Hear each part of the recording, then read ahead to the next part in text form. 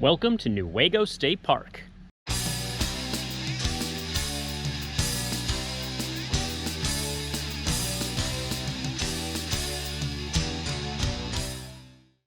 Newaygo State Park is kind of tucked away in the middle of nowhere, and it feels like it when you're here.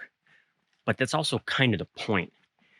It's primarily a rustic campground. There's 99 sites here. And then you have the Hardy Dam Pond, which is created by a dam created by consumers' power or consumers' energy. I say consumers' power is what it used to be. And back in 1966, when this state park was first established, the state entered into a lease agreement with consumers' power.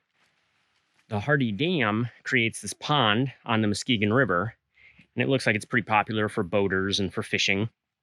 And you can access it from a boat ramp here in the park. And then you also have a small beach area that I did see some little kids headed toward to do some swimming. I think it's mostly used by people to launch kayaks, canoes, that kind of a thing. There is a hiking trail here. It's only about a mile. Part of it cuts through the campgrounds. And I think I said there is a rustic campground. It's actually two loops. They're very similar.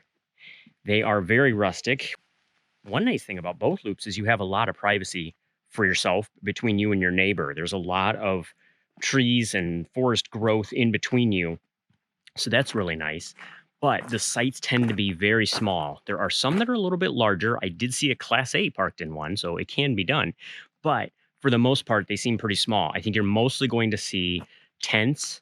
I saw a lot of people with tents and Jeeps and four-wheel drive vehicles. You're also going to see maybe some smaller trailers, small rigs like our van could be in here with no problem.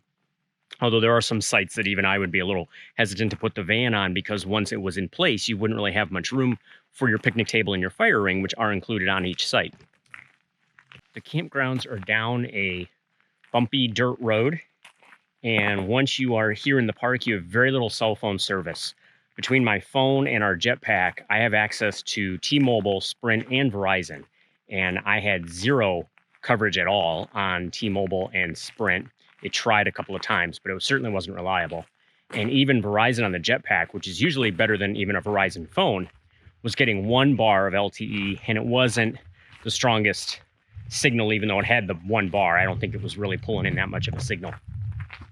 So keep that in mind. This is a place, if you want to get away, this is where you come to. I think it's set up more as a place to get away from everything. You have very little cell phone service. You have nice privacy between the sites. You are in the trees.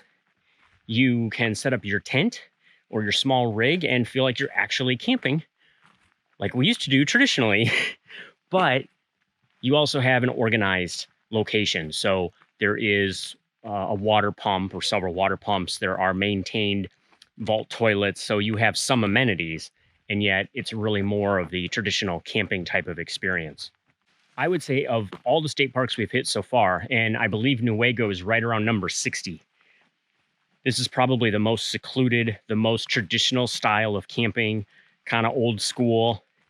There's not much here, and maybe that's the point. You just want to get out and do some traditional camping, enjoy the woods, enjoy some time away with a good excuse for not taking phone calls or doing any work. Newaygo would be the place to go.